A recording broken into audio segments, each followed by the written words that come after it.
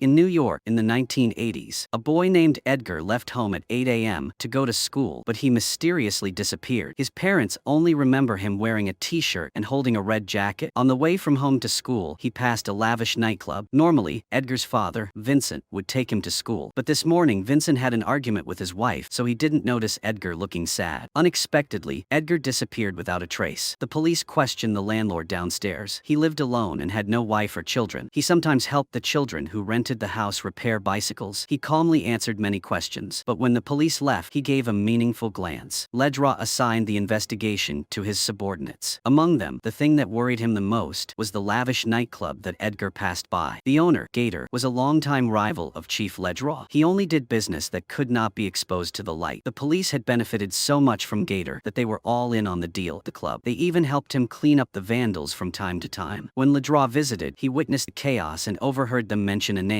Number 8. 24 hours had passed, and there was no progress in Edgar's disappearance. Vincent looked into his son's room. His wife Cassie's complaints had been repeated all night. If Vincent had taken Edgar to school that day, none of this would have happened. Vincent said nothing. He walked along the route to Edgar's elementary school. Vincent couldn't control his emotions, and tears welled up in his eyes. Ledraw told his superiors about the strange things he had seen at the Lux nightclub, but the answer Ledraw got was that Gator had been arrested 6 years ago for illegal activities.